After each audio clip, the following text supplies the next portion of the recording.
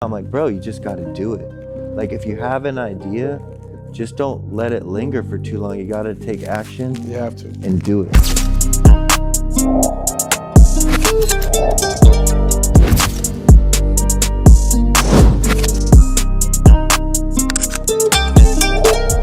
What's up, world?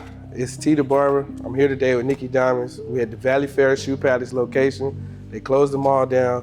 I'm gonna ask my guy a couple questions about the history of himself, the history of Diamond. You guys stay tuned. We're gonna get right into it.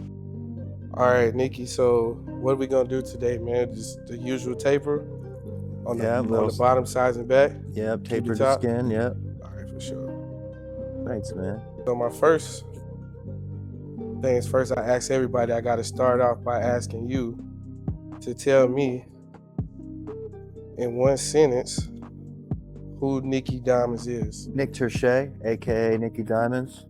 Born and raised in the Bay Area, San Francisco, California. My grandfather and my dad were both born in San Francisco. I started Diamond Supply Co. in 1998. Moved to LA in 2000 to pursue my dreams. And Diamond is a worldwide skateboard, hardware, and apparel brand. And I've been doing it for 27 years now. 28, damn. 28 years? Yeah. Wow, that's amazing. So over the last 28 years, I'm sure you've experienced a lot of great things and probably had a lot of things that were not so great in those 28 years, but what would you say that kept you going in the midst of all the ups and downs of your career? Well, first off, growing up as a skateboarder, I feel like I've always been creative. I've always been into art. I've always been into design. I've always been into sneakers. I was always into clothes. Even at a young age, I was like cutting up clothes that I had and like altering them and making them into things that I liked. I was always doing that. And I feel that for the fact that I design most of 99% of everything that you see from Diamond, wow. I design myself. Wow. I do all the graphics, I do the apparel design, I do everything. That's what motivates me. What keeps me motivated is I just like making shit. I like that it's my creative outlet. Product is number one to me. Before the money, before anything, I just like to make that I think is ill, things that I like to wear. So that's what motivates me to keep going. It's my creative outlet, and it's just my vice. My vice is designing, basically. So speaking of designing, right? You have one of the most iconic shoes, along with clothing brands ever created, right? Thanks, man. Which is the collab, and we'll drop it here for the people who don't know, with Nike, the Diamond Dunk, right? Mm-hmm. So let me ask you, what was the creation like? What was going through your brain, or how did that come about to where you can create something like so iconic? When I had the opportunity to do our first Nike collaboration, which was the Diamond Tiffany Dunk, AKA Tiffany Dunk, the Diamond Dunk, Nike actually went to Girl Skateboards to see if they wanted to do a shoe. And I had an office out of there, and my brand was still small, right? Very small at the time. But I was sponsoring all the skaters on the Nike SP skate team at the time. They all rode for my hardware that we were making. Okay. Girl actually didn't want to do a Nike collab. They sent in colorways to just get it started, and then I sent in a colorway along with their colors, and when they saw mine, they were like, we want to make that. And at first I was like, oh, they want to make that as the girl collab? And I was like, girl doesn't want to do the collab, so I told the guys at Nike, let's put a diamond on the tongue.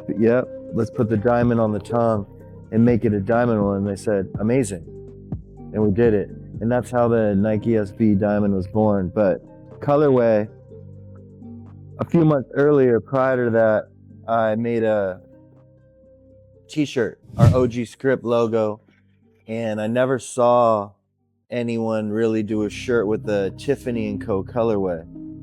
So I did the logo in that color, and everyone liked it. And then when, you know, a couple weeks later when I was designing the Nike Dunk, I was like, oh shit, it'd be crazy to tie this into the whole diamond thing and do it in that color. Right. And yeah, so that just came about that way. And man, when that thing dropped, it went crazy.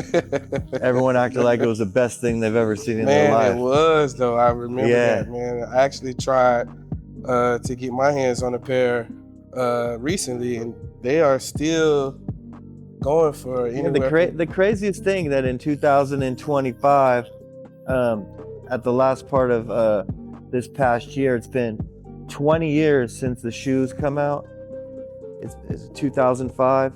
And then in 2025, 20 years later, Complex did a whole article and said that the Diamond Dunk is the #1 Nike SB of all time, out of any other Nike SB ever made.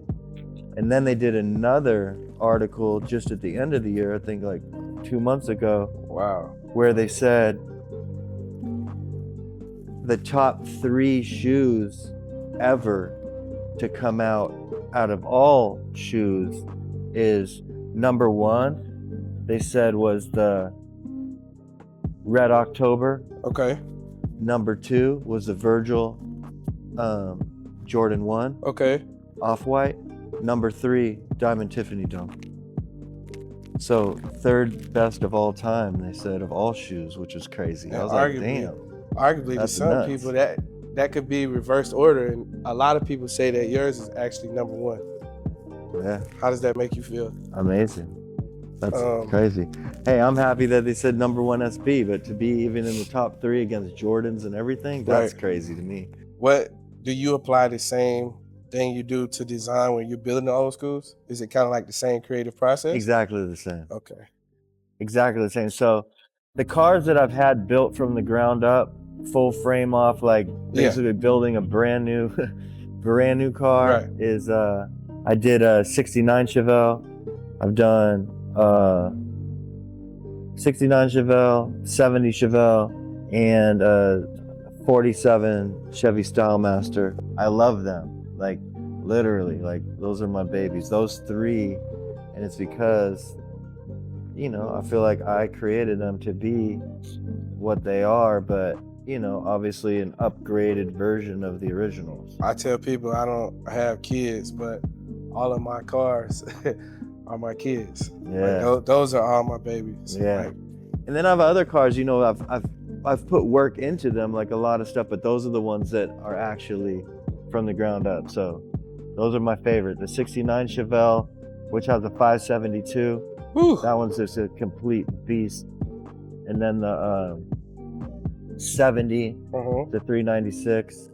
And that, I love that car. That one took the longest to do, but the one that means the most to me is the 47, because that was actually my uncle's car, the 47 Stylemaster. It's a family heirloom. He got it in 1959, used when he graduated from high school. Wow. You know, he repainted it a bunch of times. He did all this stuff, Right. but it was pretty much a junker at this point, and I full frame off. The thing looks exactly, I did it exactly how it looked. He had it? When he had it, when he first got it. And then I have it brand new as it is today. Okay. Yeah. So that's your favorite one? Is that the one you drive the most? No, I think out of all of them, I drive my 68 Chevelle, which I didn't build from the ground up, but that one, it was actually one of my best friend's grandma's car that she got brand new when it came out, and she used to drive him to school in it when he was a kid. It's my cruiser. Okay. Yeah, it's a 350. It's the cruiser, but that's the one that I drive the most because it's just a cruiser, you know. Second to that is my 70 drop top, because that's my favorite model. 70 convertible, so I love that. But obviously the Style Master holds a special place in my heart because of my Uncle Ron and family heirloom. So I'm definitely a Chevy guy. I have other cars, but I mean, Chevy's my favorite when it comes to old school.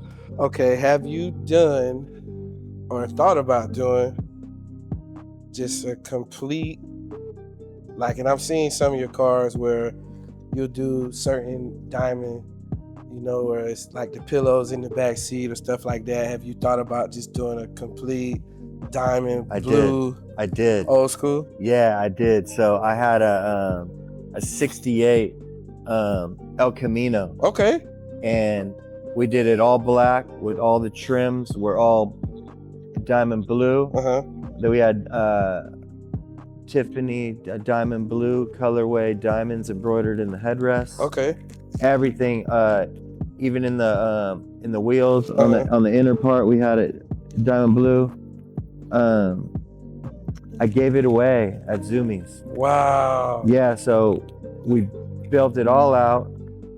Amazing car. And then Zoomies every year does a thing called Zoomies 100K, where they take the top brands that they give a prize, and I gave it away to their #1 salesperson. Wow. That they had in the whole company. I gave it to him, and we had it on stage at the event in Colorado. Yeah, when we announced it, we pulled off a curtain, and the guy was in shock. Nicky, like, I know you have a lot of stuff going on, and you always do, so you don't have to go too far in detail. If anything, if you want to share something, maybe what we can look forward to, what's might be coming in the near future, or something like that. Can you give it just a little sneak peek of what's next? So we're actually doing a lot of collaborations coming up. Okay. A lot of new product, a lot of amazing partnerships, and also, you know, we're sitting in Shoe Palace right now, and my relationship with Shoe Palace goes back, you know, over 15 years. Okay. And I'm doing a lot of stuff with Shoe Palace. Okay. You know, again, we're really pushing the Diamond Shoe Palace narrative moving forward. We're going to be doing, you know, apparel. We're going to be gotta doing make sure I get some of that stuff, man. You gotta make sure I'm on the list. Shoe Palace. Because I know everything you drop is exclusive, man. I can't keep missing out, man. Yeah. I seen one of those, I seen the varsity jacket earlier, and I'm like, yeah, right on. I gotta get my hands on that, man. Yeah, so, you know, I have a deep and long relationship with Shoe Palace, so, you know, they're gonna be probably one of our only actual retailers moving forward. Okay. Besides doing Diamond online, and then, you know, some specialty boutiques, but for a bigger box retailer, we're going Shoe Palace. Okay. That's it. Like, why not? All right. You know? So, I keep saying last question, but this is really the last question. To end this, can you tell maybe a young person who's watching right now, or somebody who's really into creating things, who's inspired by you, who wants to get started, you know, kind of follow in your footsteps, not necessarily your blueprint, but just wanting to be like you, you know, wanting to create, want to inspire, want to be like a Nicky Diamonds one day. What advice would you give to the 14-year-old, the 15-year-old who's watching this right now, who doesn't know where to start or anything? Like what game you got for them? Well, the #1 thing, which is, I mean, it's gonna sound funny, but this is a true story, is that when I was first starting to think about Diamond and wanting to do Diamond, and I remember I was sitting in my apartment in San Francisco, and I'm sitting on my bed, and this is a true story, but it's pretty funny, is that I looked up, I had the Jordan 11s. Okay, which colorway? I don't remember which one it was. Okay. I had the box. Okay. And the box said "Just Do It" on it, and I was like, I gotta do it. Wow. I gotta do it. Wow. Like, I gotta do it. Shout out Nike for the inspiration, but that's a real story. Wow. And now I always say that to people now. I'm like, bro, you just gotta do it. Like, if you have an idea, just don't let it linger for too long. You gotta take action. You have to. And do it. Just do it. Like, that's the greatest slogan, but that actually inspired me to really actually go out and do my brand. And it's crazy that I've done collabs collaborations with Nike since then, you know, but that is what really pushed me. Is I was just like, damn, I've read this so many times, I've seen that so many times, but then I was like, I need to just go out and do it, and I did. And I feel like you are your #1 critic, you are your #1 fan. Make what you like, and there's gonna be other people out there. If you wanna do a brand, your design, make what you like, because someone else out there is gonna like what you like. You can't please everybody. You can't, nobody's gonna make something that everybody likes, but there will be somebody out there that's gonna share the same design aesthetic and, you know, taste as you. So design for yourself and people will come. There'll be people that will like what you do. Wow. That was great, man. Yeah, right on. Take a look, man. Tell me what you think. Yeah. Take it on the sides. If you look in the mirror back here, you can see clean, the back. bro. I whipped the back up for you too. Yeah. Lined it down on the sides Ooh, for you. That looks nice, bro. Thank you. No problem. As promised, I told you it wasn't gonna take long either. And you're right, the black coming in looks good. Yeah. That actually looks fresh. Thanks, man. No problem, man. Right on, bro. Hold on 1 second. Let me get this out for you, man, and we'll wrap up. All right, guys. Once again, we shut down Shoe Palace at Valley Fair. Exclusive interview with Tee The Barber and Nicky Diamonds. We got a lot more coming. You guys stay tuned.